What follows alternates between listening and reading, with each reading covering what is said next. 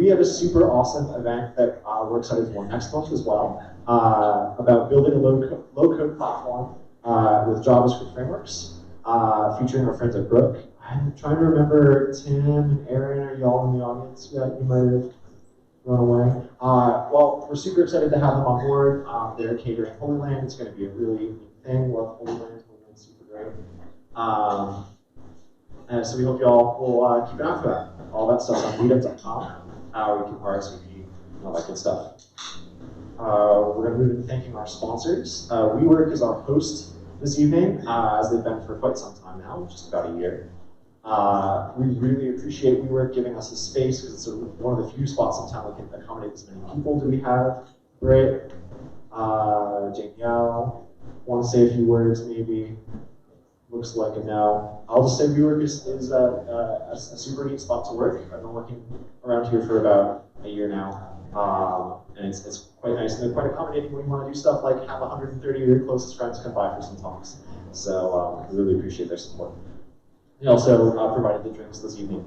We'd also like to thank our platinum sponsor, Track.js, a provider of JavaScript error monitoring services. Recently learned that they're on like a bunch of like airline websites and stuff, which is like super cool. Go Todd. Todd Gardner of Track.js actually launched his company at JavaScript Event a few years ago, which is super cool. And ever since then, he's been a great resource and supporter for this group, and we really appreciate his continued support of JSMN in the new year. Another local company that we really appreciate their continued support is Front-End Masters, a provider of really high-quality web training for web developers via email, on the World Wide Web. Goodness gracious, what's that about, right? And Mark and the whole squad of Front-End Masters are really, really awesome people. If you haven't had a chance to run into them, they run in-person recordings for their trainings at the RBC Plaza building downtown, which, like, if you're like me, it's just such a cool building. And also really cool people. They bring together folks from the core teams of like React and Vue, all the major frameworks. They put together folks who are super impactful in creating like the GraphQL spec and stuff like that. Record that training and then make it available to subscribers. But if you want to attend one of their training sessions downtown, they do so for free. So keep an eye out for that. We always post that. I don't think there are any slots available right now. But keep an eye out because it's a really great thing. And you can get like a free breakfast and lunch out of it and get to hang out with really cool people. For example, one of our speakers this evening and I took the same Sarah Drasner animating SVGs course together. Yeah. So there you go. It's really cool. And one of our volunteers has a Front-End Masters sweatshirt on right now. So there you go. Lots of Front-End Masters fans. We'd also like to give a shout out to C.H. Robinson, an international provider of logistics solutions that is based, believe it or not, in Newbury, Minnesota. Any C.H. Robinson folks in the house? We might have some. No, that's okay. CHR is super cool. They're all a lot of our usual CHR folks are traveling right now. Being international logistics people, that kind of makes sense, doesn't it? They've been a really awesome supporter of this group for many, many years as well, and we appreciate their continued support in 2020. If you're in the room with us here, you probably found us at some point on the internet. JavaScriptMN.com is a good place to go because you can find our YouTube channel where, for example, we're live streaming this. You can also find a way to get into our Slack channel, which is how we coordinate volunteers and speakers and all that good stuff. And also you can follow us on Twitter, JavaScriptMN, where, for example, when I'm done talking up here, you'll probably see me tweets and stuff. We are looking for speakers for March and beyond. So if you have an idea for a lightning talk, a short talk, or a longer talk, let us know. You can either catch us up here, shoot us a text, or email us at javascriptmn@gmail.com. Now is the time when we usually open up the floor to announcements. So if anyone has anything they'd like to share, anyone looking for work, anyone have open positions they'd like to share, I see one person's got their hand already raised, so I'm just going to go ahead and walk over. We also usually talk about events, so if there's any sort of events coming up that you'd like to share with folks, or now's a great time to do it. I'm just going to hand it to Zach, and that's cool. Y'all start on Theo, Zach Stelko. I work for Cargill. We're like a 150-year-old agriculture startup. Probably not anymore.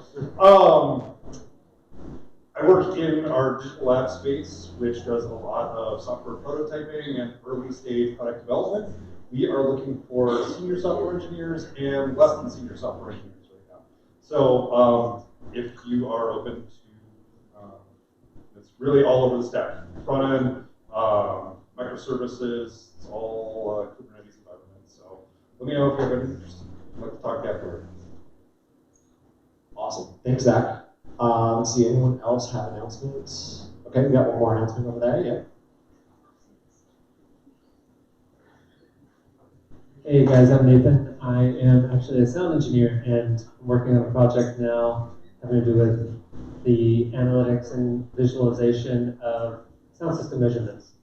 So I'm a marketing person and a sound engineer by trade, so I'm looking for technical people who want to get on the ground floor of this project. So I'm on the Slack channel, and if you guys want to message me there, I can tell you more about it. Thanks. Thanks. And for those of y'all who are looking back, you can kind of see the views here. So I'm not going to fight human nature any longer. And y'all should go grab some pizza. We'll be back in 5-10 minutes. Sound good? Thanks, everybody.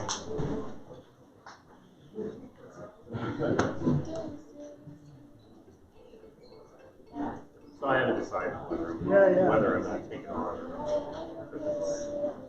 Yeah, I mean, it's a bit of work. Obviously, that's what's going on.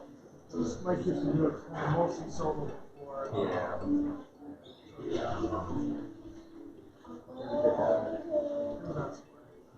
Yeah. They said no. Yeah. Well, the problem is that Scott works from North, so he would have to travel. I think he was doing that for a while.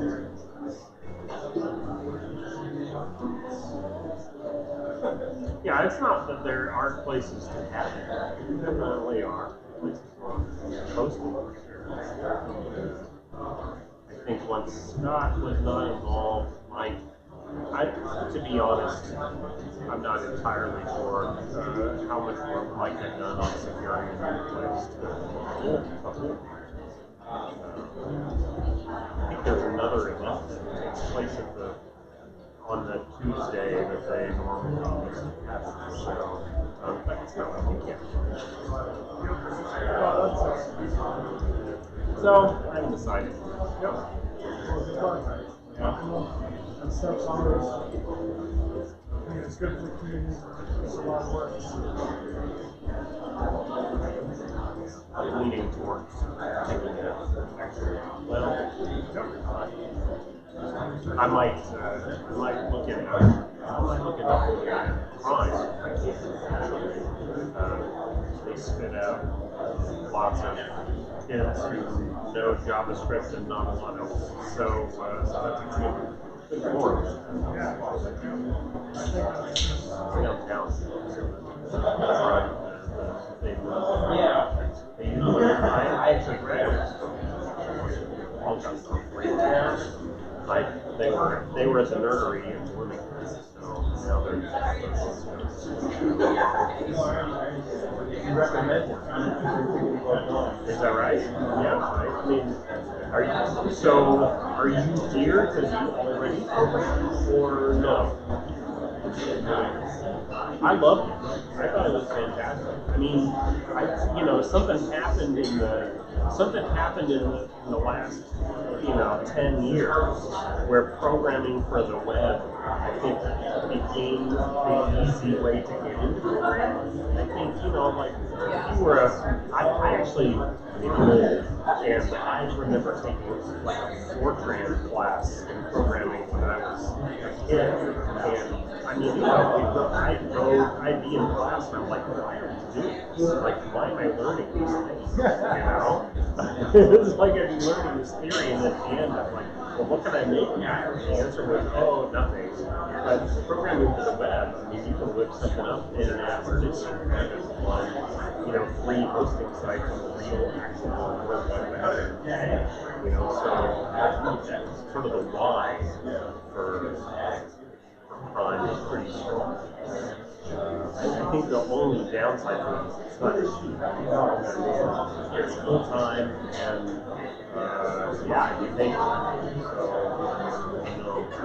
So, but I like it a lot. I mean, having sort of here is a curriculum designed around understanding how the web works, how you program for it, learn how to build something totally encapsulated with databases and back-end, front-end, admittedly only with JavaScript that you could read. Was pretty great. It was a pretty substantial career decision for me. So, being in a room with a bunch of other people in their 20s, 30s, 40s who are also major I was 45 when I started, so now you're working. Now I work. Yeah, I actually program in Go, which is a fantastic language.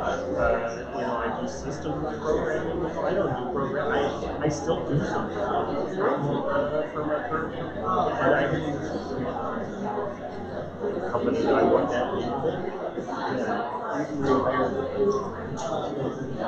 I was hired with mainly JavaScript. I had, after graduating, I did a little bit of Java on my own,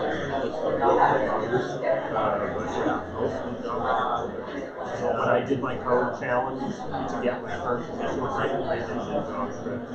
So even though they were mostly a Go, they were like, yeah, you got the concepts, you're doing fine, you're not.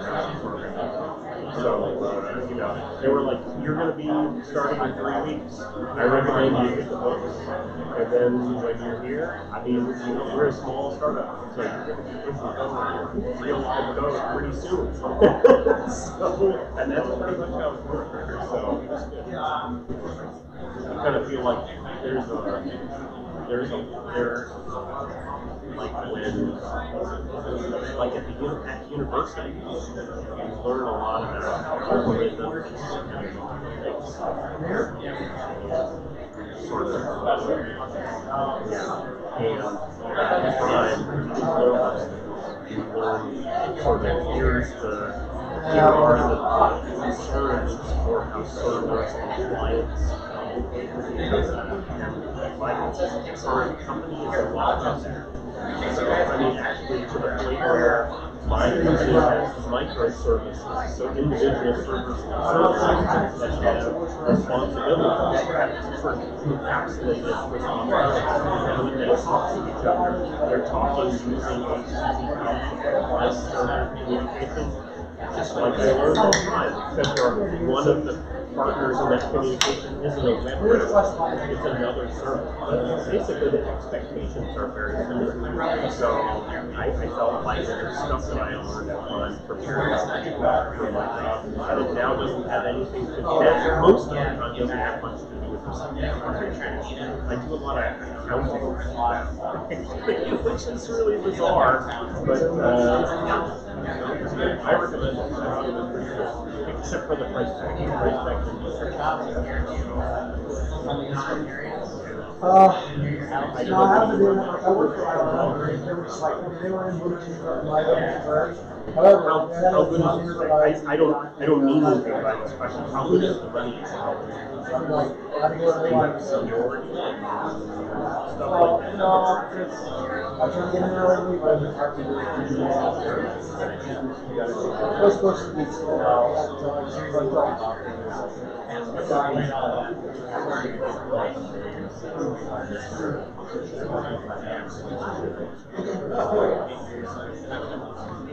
Well, I mean, you know, like I said, people who are able to project I didn't see Is that solid or what? We got pizza? What's everybody? my class was We give you some pizza, right? So cool. We'll probably get going again while we're still kind of snacking a little bit, so we can get announcements kind of wrapped up and lead into our first speaker. So if you're thinking about the pizza, you can grab a seat, all that good stuff. Perfect. Awesome. Thanks for bearing with us, y'all. Hopefully it was somewhat worthwhile. We got some food and all that good stuff. Cool. So I know we have a couple other folks who are interested in giving announcements. There is an individual in a really snazzy suit. There we go. Go for it. Hi everyone, I'm Kian. I graduated from Prime Digital Academy in end of November. So full stack, I'm looking for an entry-level job or any opportunity for experience. And I'm also just looking for people to network with so I can build my own connection base. So thank you. How do we get a hold of you? What's your email address? Keen, K-E-N, Lundy, L-U-N-D-Y, @gmail. L-U-N-D-Y? Yep. Thanks, Dean. Awesome. Thanks. Oh, I got one more. Okay, perfect. Sorry about that. I'll do a long walk all the way around to you. There you go. Similar to Keen, I'm Jackson. I'm also a graduate of the U of M. Looking for, to get my first job, foot in the door kind of thing. Full stack, JavaScript. I'm a pretty strong React developer. Currently working on a React Native app. So you can email me at Jackson, so JACKSONOPP@gmail.com. OPP, email me. Awesome. Hey, we should chat React Native sometime. React Native is kind of my bread and butter, so yeah, we'll chat. Cool. Any other announcements? Did I miss anybody's? Oh, sorry. I was right over there. I'm not loud enough. Me either, so. Hi, I'm Diana. I'm actually a IT recruiter with York Solutions, so I hear a lot of you are recent grads. So if you're looking for an opportunity, you can meet me afterward. Awesome. Thanks. Okay. I learned my lesson. I'm not going to walk too far away. Any other announcements? Okay, cool. No worries. I have a quick rundown of events, and then we'll get things going. So a couple other events that are coming up in the next couple of weeks. We have Minneapolis Junior Devs, where you'll see Andrea Edstrom presenting, which is going to be super awesome. That's going to be over at Prime Digital Academy. Sounds like we've got some Prime grads in the audience, so y'all know what that is. If you don't, it's right downtown. We've got location information, all that good stuff at mplsjrds.com. Next couple of months, Minibar is going to happen. If probably a number of y'all have either been to Minibar or run into people talking about Minibar, this event or other events, if you go to ministar.org, so MINESTAR.org, you can sign up to host a session of your own, which is always kind of cool. I know there's some folks in the audience who are interested in doing that. So you can propose a session, anyone can do it. There's no review process or anything. It's totally community driven. In fact, it's kind of a cool spot, so I'll show you what it looks like right now. Look at that. Ministar.org. Oh no, if you put an extra quote in there, it's not going to work. That much I know for sure. Oh, there we go. Plus, plus, plus, plus, plus. Yeah, so this is what it looks like. You can, oh man, somebody's talking about Flutter. That's my thing. That's right. More ooh, JSMN, very cool person. You can see all sorts of talks from the community, and you know what you can do? You can go into any of these. Let me see. Actually, we'll go into, and then you hit this button to vote for who you'd like to see. And oh my gosh, look at that! There's Brandon Johnson. What's that about? All sorts of folks that endorse this talk. That's cool. We've got lots of cool talks, and there's still time to propose. So just go ahead and propose a 50-minute session, and then you'll get to give it in front of a really cool, one of the calmest audiences, kindest audiences in town, other than this place. I like it. So definitely worth a shot. What else we got? Any other events folks are thinking of? I'll put in a shameless plug for Serverless MN, which is another event that I hope to run. Serverless.mn. You can find out what our next event is, probably around the same time we do, which is not right now, but we'll have one, that's for sure. Cool, okay. Without further ado, let's dive into our short talks. I know we were a little way late there. Let me just double check one last thing, because we're doing this solo right now. Let's test out the YouTube live stream, youtube.com/JavaScript. Yeah, I guess I could have one of our volunteers do that too, but I'm bad at delegating, as they've all learned this evening, so we'll start with one of these. Look at that. Oh, wait, that's me. Hi, me. That's terrible. Okay, cool. We're back at it. We're back on schedule. Everyone's fed for the most part. Why not kick it off with that first lightning talk speaker, Terry Schubring. Terry's been a presenter here from time to time, and he always brings some really, really slick demos, so we're very excited to have him present this afternoon.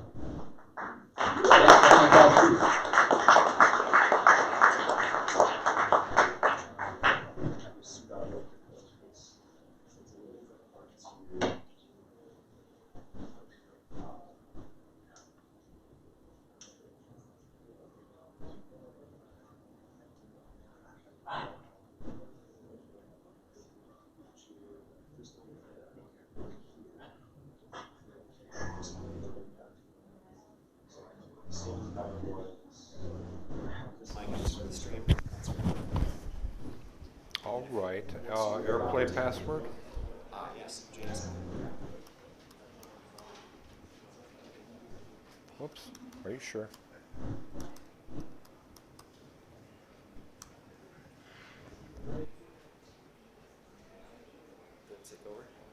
No, it doesn't rejected the password. Lowercase JSMN. Oh man, here's what we'll do. No password. Cancel out and try again. Sorry about that. Okay, 2322. None of y'all are WeWork members. It's not gonna work. There you go.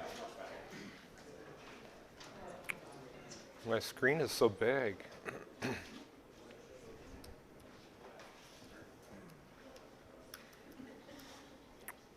So I'm Terrence Schubring. I work at Co-Create-X in St. Paul. We're looking for widget developers, WordPress, PHP, JavaScript, rich media type stuff. So if anyone's interested in that, we're also using the AWS PHP SDK, which is fantastic. So what I'm presenting today is synchronization on, say, if you have network latency, how do you synchronize things tightly? A wonderful thing happened on January 1st. We'll get you there. Am I off? Nope, that's for the stream. This is for the room. Oh! There you go. All right. Sorry about that. We'll fix that one. A wonderful thing happened. January 1st, Greenwich, England, 12 o'clock, all of our iPhones started counting milliseconds. And so if you want to know the number of beats since 1970, you just do some division. I made a function that returns the number of bars, the number of beats. There's about 3 billion eighth notes since 1970. So what I can do, let's see if we have audio. Can you hear that? Yeah. Well, if you'd like to scan that QR code, so if the more people we get, we'll get to know who's in sync and who's out of sync.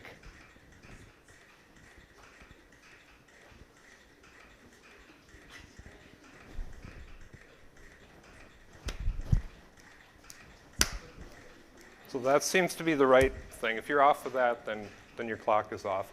Anyway, this is on github.io under Jambots. I'm sure if you searched for it, you'd find it. It's MIT licensed, so you could take this and synchronize things. And so, say we would use Node on Heroku to send messages. There might be, 100, 200 milliseconds latency, and that would be audible. With this, in practice, you'd probably have an adjustment so each client could dial in to the exact time if their system clock is off. So that's the freebie.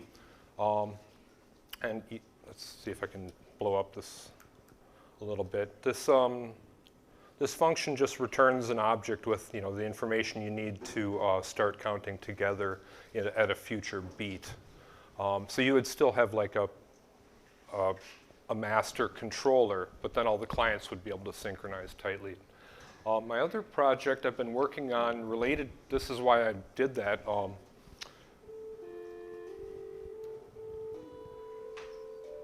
So this is Web Audio API. It's 5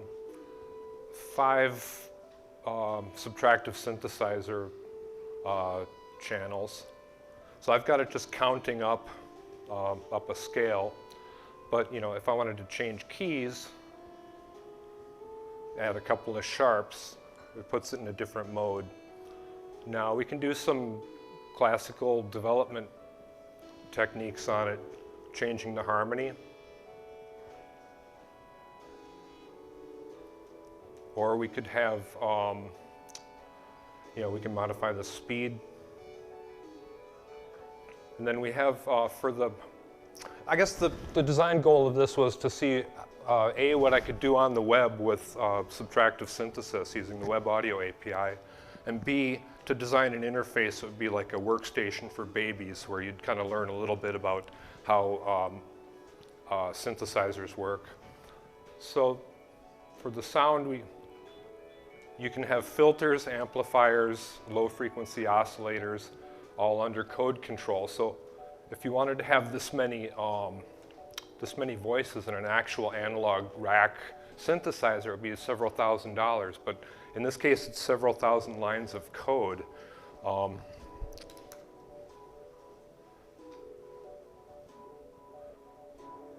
So let's see, voicesdev.js. It has, a basic function, note to frequency, so when you're controlling the Web Audio API. In here, there's just basically a function called base mode, and it creates a couple of oscillators, a couple of gain stages, voltage-controlled filter, noise oscillator, which is it's all math, so it's all pure code, and it works on the web. If you're interested in playing with this, you could look at the code. There's nothing really novel. I haven't really thought about whether I'm going to open source it or not. But I'm kind of proud of the responsive design.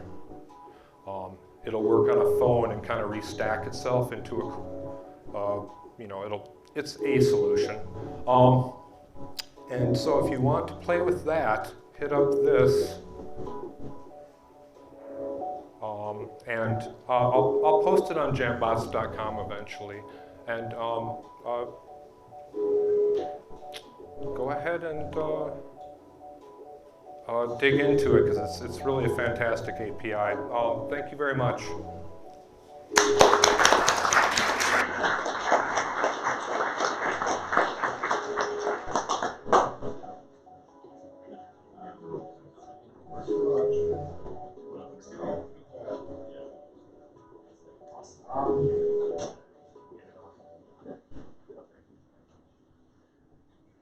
Is that cool or what? Oh, man. Very cool. Well, perfect. How are y'all feeling?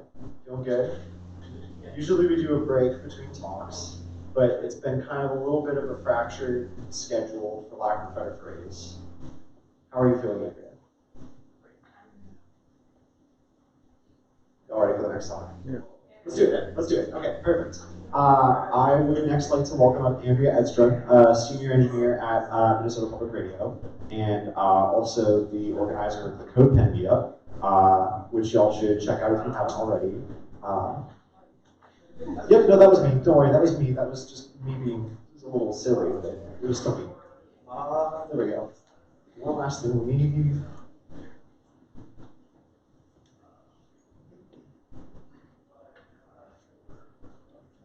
Trusty HDMI adapter.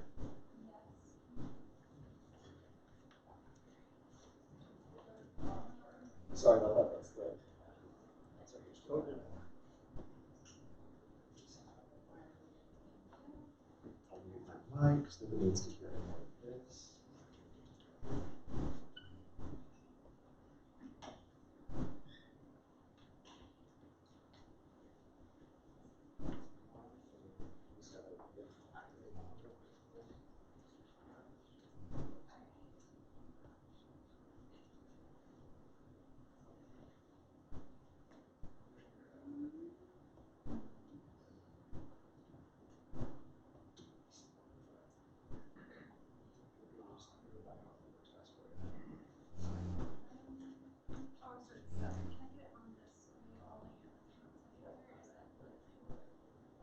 You can do it.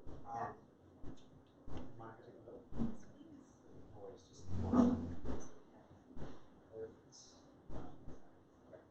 let's double check. So, wrong answer. Are you trying to drag it into how this is like? Yeah. We got it. We figured it out. We got it. Against all the odds.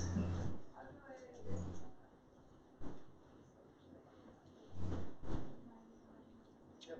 Sorry about that.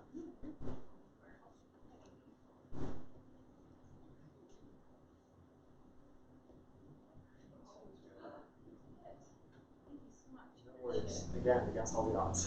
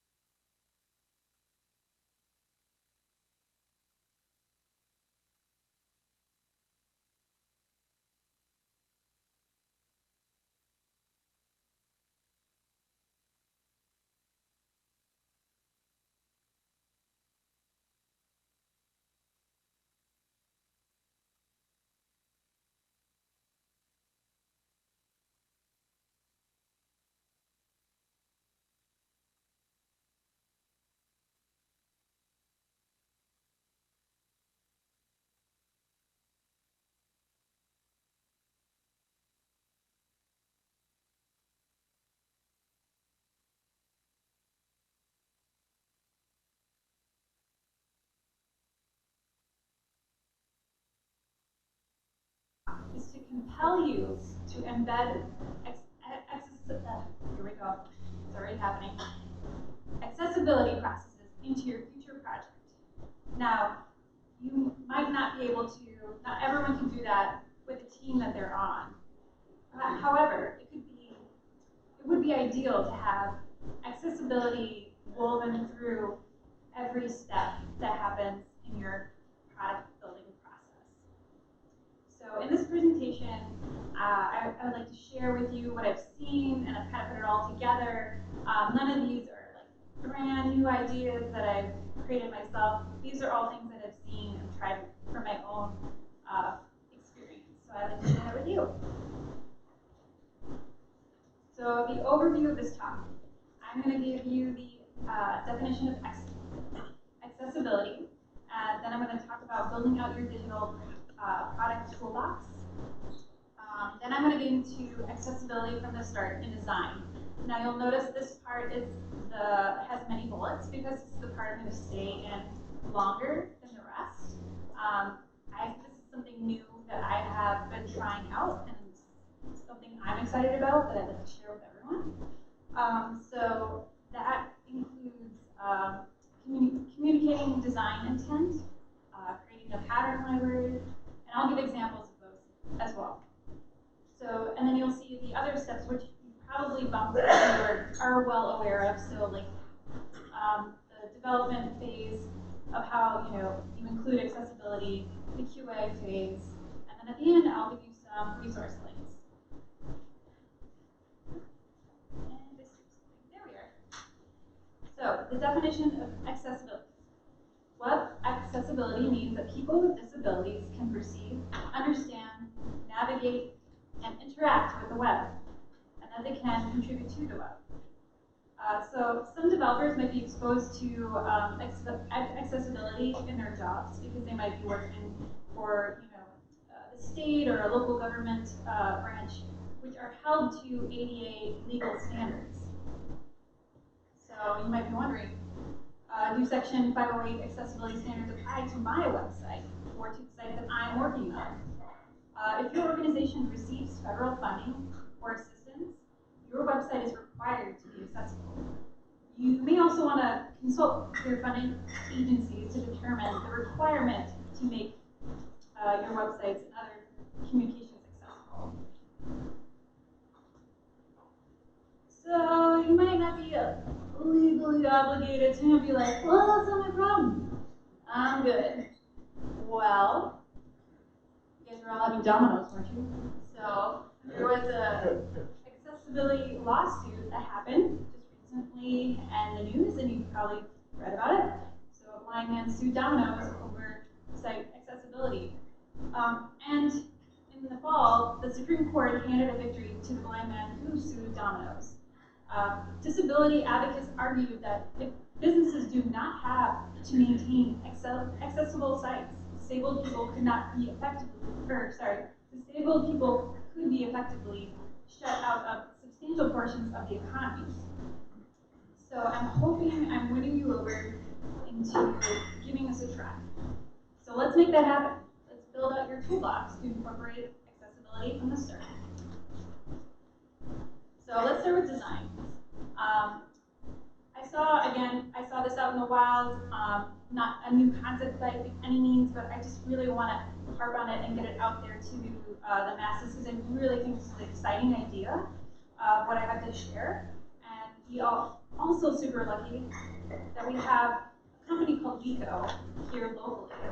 So I suggest to include disability users early in the user experience. Include them in usability testing. Now you might be asking, what is usability testing? Usability testing is a method of testing the functionality of a website, app, or other products by observing real users as they attempt to complete tasks on it. The goal is to reveal areas of confusion and uncover opportunities to improve the overall experience. Again, we have a great local resource, Vico, and I might be mispronouncing that, so please forgive me. The employees there are accessibility experts. They live with disabilities. They will help you understand how people with living with disabilities access different websites and software. And if you've been to World Usability Day at University of Minnesota, you might be familiar with them. They do give talks there. They're fantastic. So moving on. So this is the part I'm excited to share about. So starting in design, you can communicate intent with annotations. So including annotations like this in your with your handoff helps communicate design intent. Design should not be a visual presentation by itself. It should be about the experience. That is important. Communicate this so the developers know what the behavior should be. So in this example, there are two different types of annotations shown. On the right is a widget annotation. So in the widget annotation, it includes the size, and the size should be at least 44 by 44 pixels.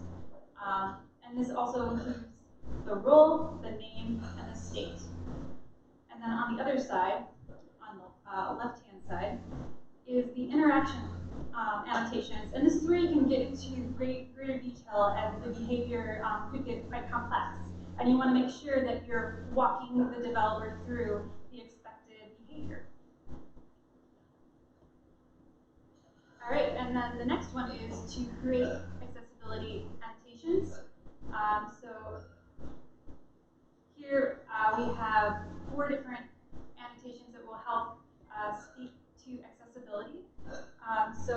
first one is indicating buttons versus links.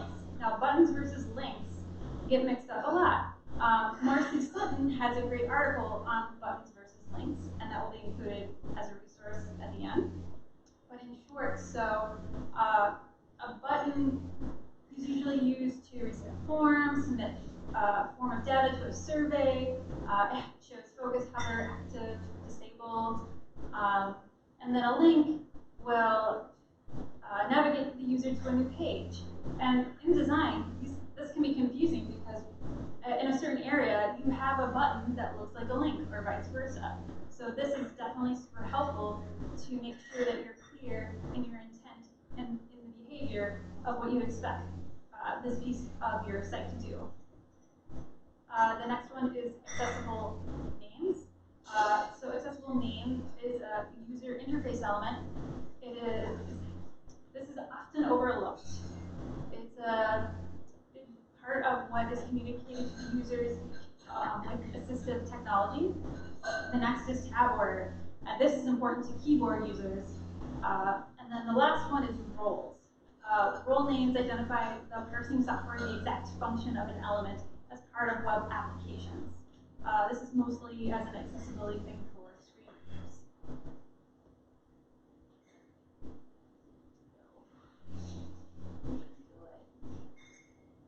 So the accessibility name tells the user what it's for, and the role name tells the reader what it's for.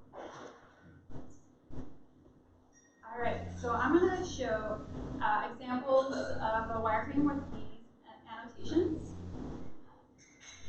So we're going to start at the top part of the design.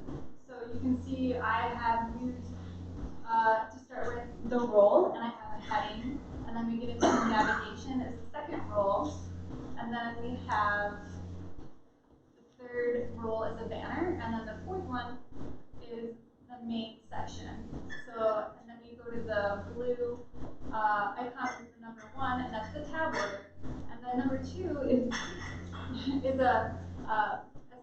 an important thing that's often overlooked, I feel like, is a hidden skipped main menu link. So if someone is going through a website, they're not always going to want to hit the main menu every single time. Sometimes they just want to jump to the content. So that's really helpful to include that. I've also included the annotations for a link, so you can see all the bubbles in red are indicating that those are links. And then if you were to jump down to the 8th tab in the middle of the page, you see that it looks like a button, but I'm telling the developer that it's actually a link. So it might have the treatment looking like a button, but we want that to be actually a link. And then on the other side in the middle, you see image graphic, which says decorative. It is important to understand what images are decorative and which ones are informative.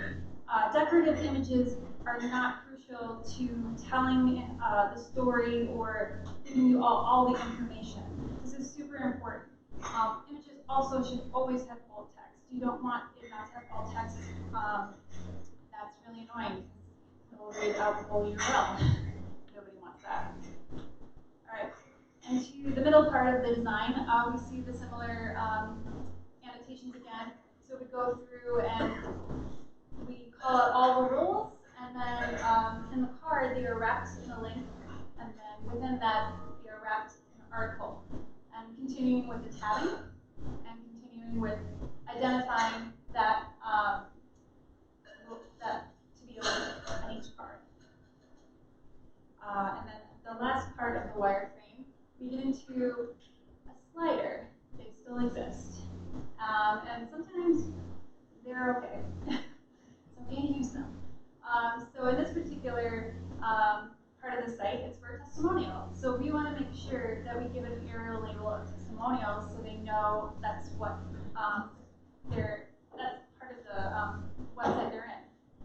And then I decided to make, if you go down and look at the circle, I have decided to make the person's profile image, which is not there, but this is a wireframe, but as descriptive, because I believe that this is helping describe the testimonial because they're giving me the testimonial.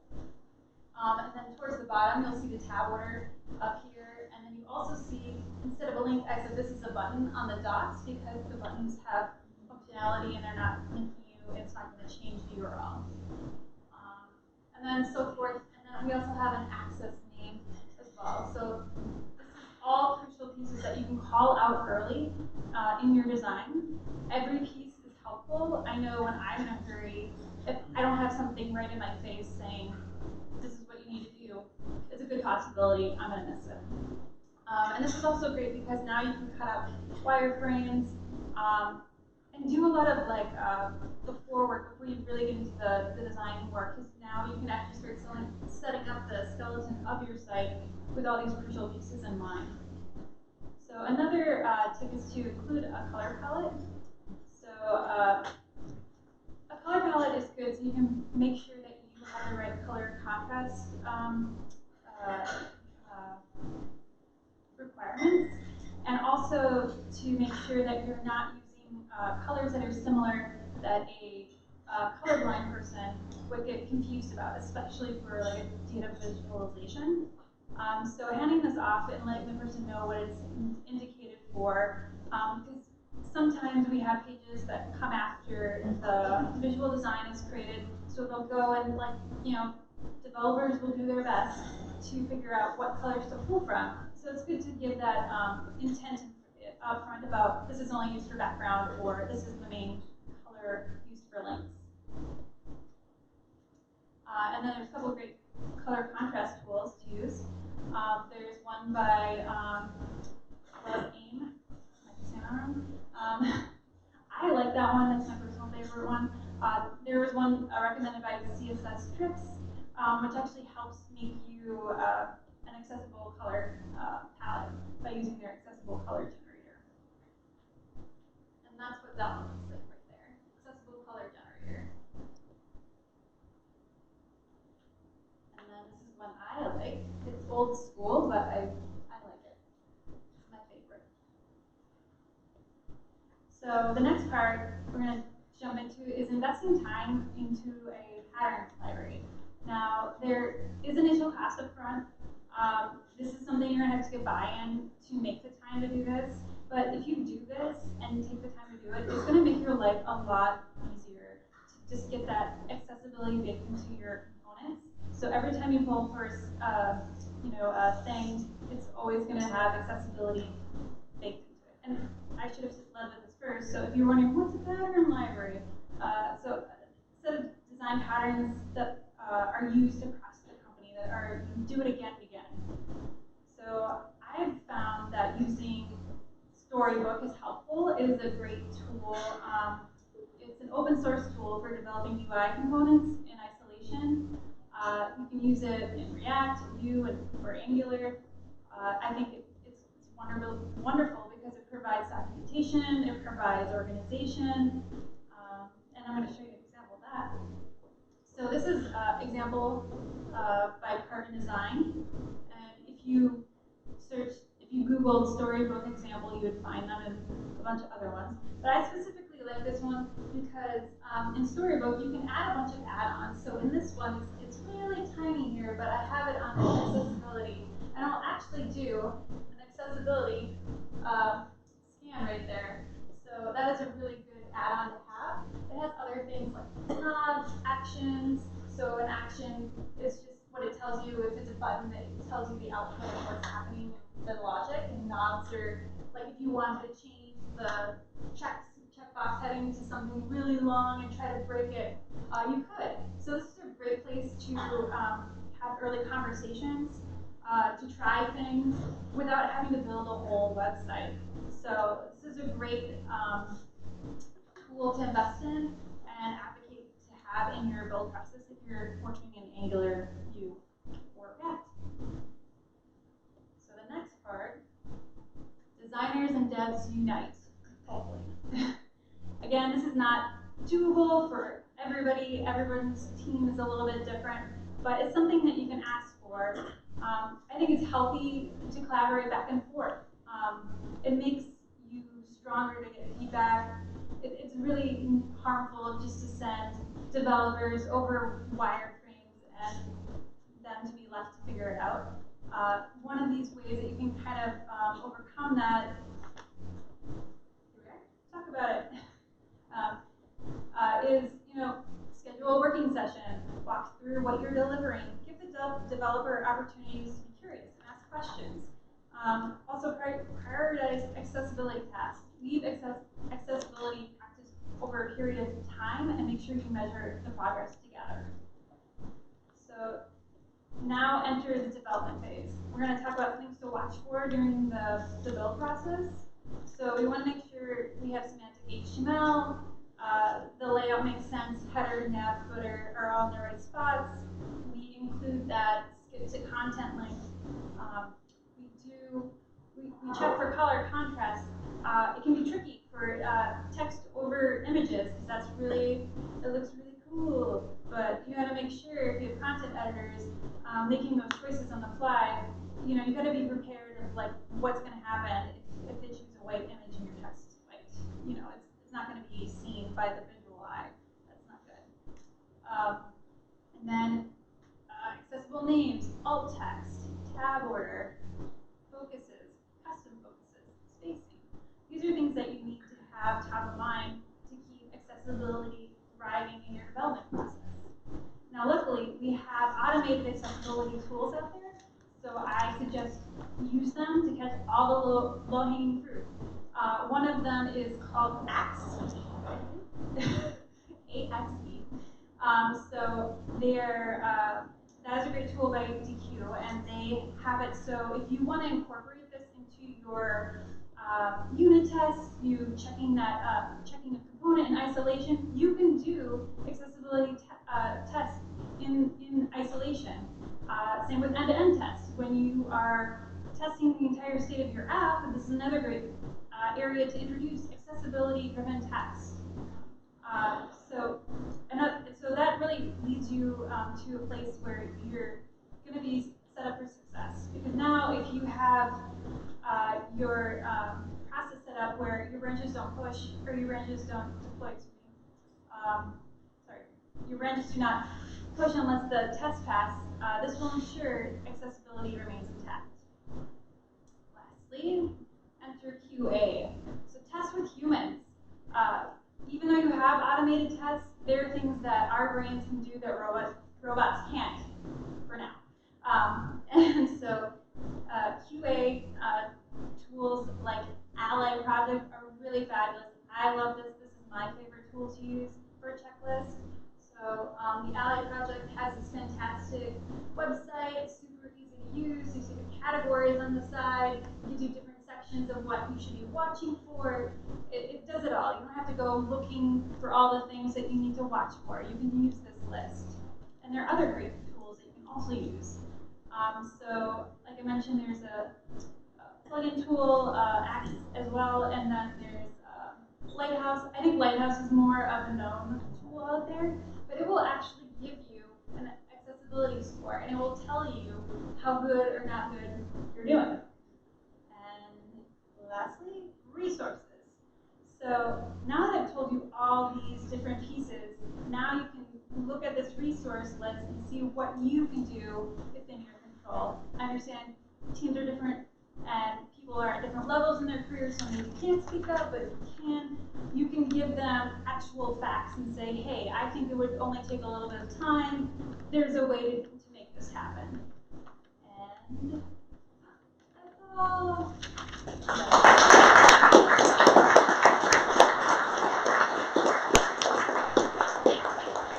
Awesome. Thanks, Andrea. Yes. Yeah. Oh, thank goodness. No. Nothing like that. Nothing like that. But thanks so much. Thanks to both of our presenters for coming by this evening. We do have a little bit of extra time, believe it or not. So if any of y'all have something in your back pockets, you just can't wait to share with the group. We got some time. Anyone? Any demos? Anyone working on anything cool? We got somebody working on something cool. Awesome. Come on up, Jason. Because this is impromptu, we won't make you wear a mic this time. Okay. But if you'd like, they're going to need this one. Everything you are. And then, and then use that. That should also be on. And go. So what? Yeah. Perfect. Go for it.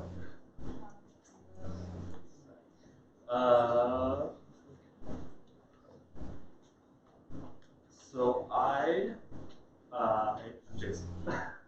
Hi, Jason. What's up? I also work a little bit with accessibility, but Andrea covered it all, so we don't need to do more accessibility. I'm going to talk about art. Outside of my day job, I do generative artwork. That's much smarter. Yeah, in the direction of the screen. And I've kind of been pursuing recreating natural algorithms for growth and form using 2D and 3D processes. And I've been using JavaScript a ton just to prototype 2D versions of different growth algorithms based on natural mathematical research going on. And lately I've been using a process called space colonization. It has nothing to do with the colonization of space, like outer space. It's much smaller. It is used to simulate the growth of vein networks. So either veins within leaves or also branches within trees based on nutrient sources and whatnot. So I've been exploring that from more of an aesthetic perspective than a scientific one. And we're open sourcing it all, putting it all in JavaScript online. This one starts off with random spots for growth, and it generates node networks that way. It's the simplest version. Implementing things like constrained shapes so that it's actually bound to the leaf shape. Adding in obstacles, void zones where it has to avoid. And also adding in dynamic thickening of veins depending on how many child nodes it has. The longer a vein gets, the more thick the veins have to be to transport all of the nutrients through them. All this stuff is based on very simple rules, logic rules, and then interesting behaviors emerge out of this. Real world plants, their leaves grow and their shapes might warp or just scale. So this simulates what if all the growth attraction points were on the margin. So as you scale up a cube, the veins are trying to chase those sorts of things. It starts slow, it's a slow burn. And this is again all online, and trying to create interactivities so you can kind of create your own. And all of this is SVG exportable as well, but it tends to crash on all the machines I've tried. It's a prototype. And then using images to populate seed growth. That's pretty weird. Yeah, it's a little it takes a little while, so you have to kind of use a good CPU power machine. This could be ported over to GPU shaders and whatnot, but I'm prototyping. I don't care about efficiency right now. There's an art show, a VR, XR art show coming up in the end of February. I might post on that or bring it up next month. And I'm working on an XR experience, porting this algorithm off into 3D. And this is about as far as I've got so far. And hopefully this will become a VR experience based on spatially tracked objects. So again, it's a 3D object with the kind of end goal of having these lines and veins being grown on 4K high-resolution 3D scans of actual objects, re-exporting those as 3D models, doing 3D prints of those. So that's kind of my 2020 goals in a nutshell. That's it.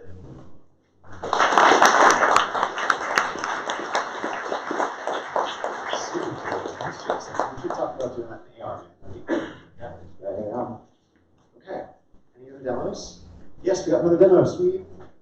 This is why part of the reason why I love short talk nights. We have really awesome planned short talks and also awesome unplanned short talks. Cool. Well, I just turned that mic off, so I thought that would pop that back on. Cool, go for it. Hi, my name is Luke, and right now I'm at the end of the Prime Digital Academy program. But prior to that, I've been doing game development for a while, and was trying to find a way to like spruce up like an pixel art because I've got a couple freelance gigs for that.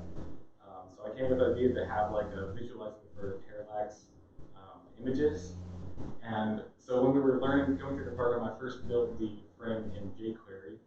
And then later on when we learned React, I was like, oh great, so I have to build a customizer for it in React and hosting jQuery inside that. So it's kind of a backwards compatibility thing.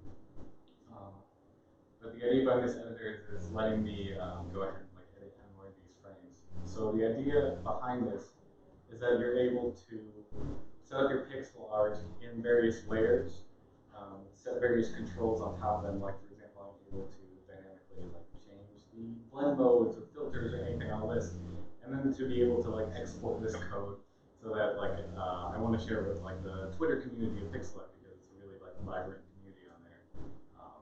Just to be able to sort of like spruce up like game development projects that people are trying to showcase or like personal portfolios. Right now, sort of like my goals with it is that using jQuery to repeatedly recalculate CSS properties, I've discovered is a really, really bad idea. If you look at the performance side of this, it's a little bit heavy. So now that I'm getting into more other frameworks, I would like to find a way to like make it a little bit more performant. But yeah, I kind of, the thing that I've been loving about doing web development, just any kind of development, is finding the ways in which like technology and art, or even just like games, the way that like we can create technology to be more beautiful to look at and fun to interact with. So yeah, I hope to like make this into something usable, not just by me and my portfolio, but others. What is it that you're actually using as like the canvas here and the layers? Are they all DOM elements? Are they SVGs? They're just divs basically inside of a div. So I can go ahead and like to show behind the scenes what's happening is that all the divs are basically just absolutely positioned in there, and then it's calculating, it's getting like the size of the screen and slowly, repeatedly moving the offset from those inner divs to the outside one. So like you have to, for example, set your art so that you have like your main frame size, and then the other ones have to overlap that size by a certain amount, which is indicated by this dotted line up here, so that they're allowed to move to the edge of that dotted line at maximum. So like I've got a couple filters going on this thing, like for example, the like bushes in the front. Just put a blur on that. Didn't like the color of the castle. Like mine might be saturated. Couldn't see it through the clouds. Like I'll apply a blend mode to that. So I like the idea of like being able to in the future like include like animations and stuff, so people can really make some like fun looking art to interact with on the web. So yeah, that's what I built. That's what I got. What's your last name? Oh, Pena. Pena? P-E-N-A.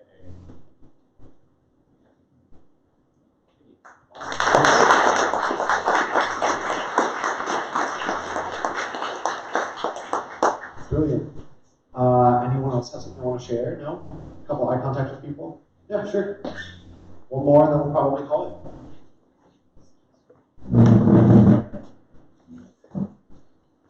Perfect.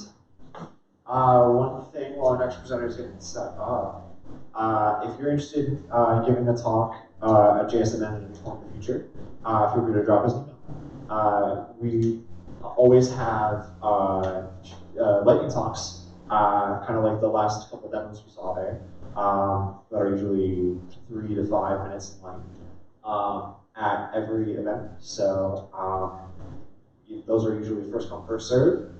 So feel free to just come with an idea, because that's we love being this much. Sure, want to go ahead? Sure. Hey everyone, my name is Harrison. I'm also in Luke's prime cohort, going through the program right now. We'll be graduating in like a month. What I've been working on is an app called Persuade. And so what it does is it takes weather data API from Open Weather, and it helps you, gives you outfit recommendations based on the weather. So you could sign up, JavaScript, and I want to use an area code like 90210, which is really warm right now.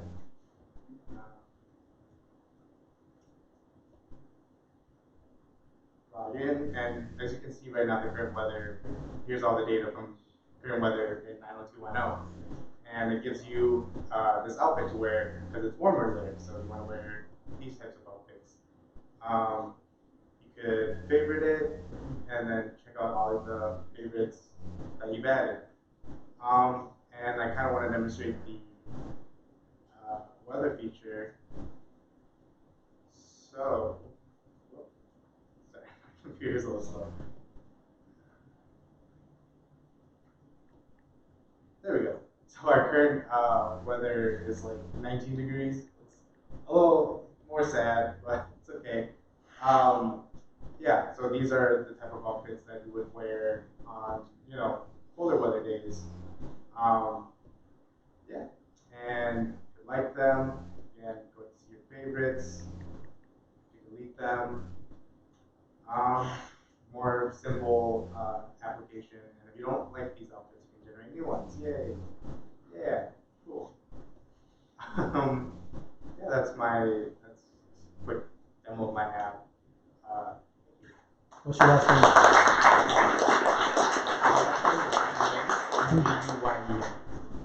N-G-U-Y-E-N.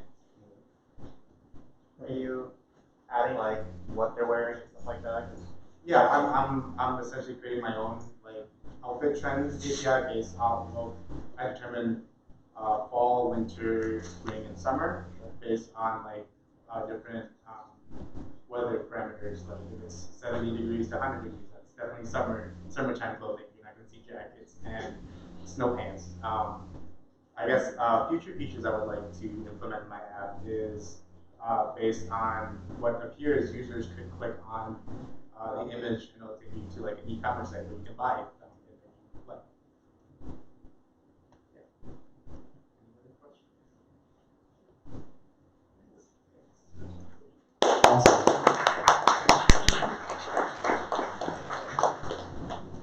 Well, brilliant. I think that'll probably consist the evening, don't y'all think? Maybe so. Before we get everybody out and ready to hang out, a couple more things that might be a little bit. Man, y'all clean that up? Yeah. I didn't get a slice. That's right. Thanks for coming. You're free to hang out for a while. We have the room for a little while yet. We're probably just going to be cleaning stuff up and getting stuff packed away. I would like to give special shout outs to the volunteers who have helped us. This is like probably our most volunteer-run JSMN yet, and y'all are a huge part of it. Shout outs to Chelsea McKinney, Dakota Sexton, Ian R. Buck, Nathan Lively, Tenzin. Sorry, Tenzin. Alright. Anything you want. No, I can't do that. I appreciate you so much. Jose, yes, thank you very much. Sorry about that. My eyes. Oh my goodness, a second. Mike, there we go. Fixed it. Tenzin Jose, thank you very much. And gosh darn it, I missed one person. And I apologize to him because it's Mr. Zach Skelko, who is no longer in the building. Oh, he is. There he is. Perfect. Thanks, everybody. Thanks for bearing with me. And thanks for bearing with us on the pizza.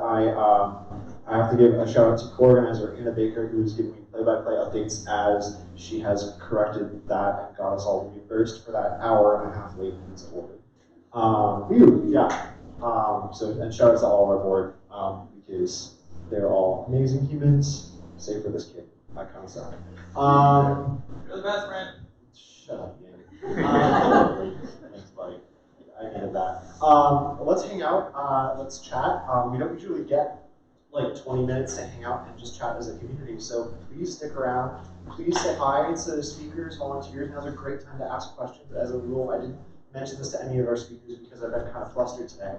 But as a rule, we don't usually do like Q&A. So if you have a question for one of our presenters, now would be a great time to chill out, hang out, and ask them.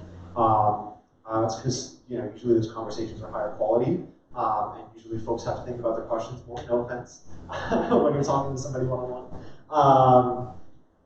So now's a great time to do that. Now's a great time to catch an organizer or volunteer, and just kind of talk to anyone who you heard during announcements. But let's do it. Let's get to it. Let me put this mic down. Let's chat.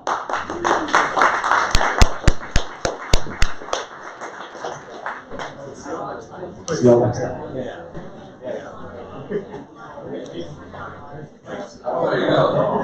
Sure, we'll cross that again. Sure, we'll cross that again.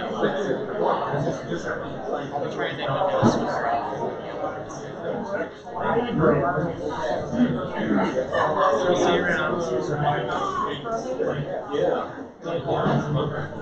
be trying to do see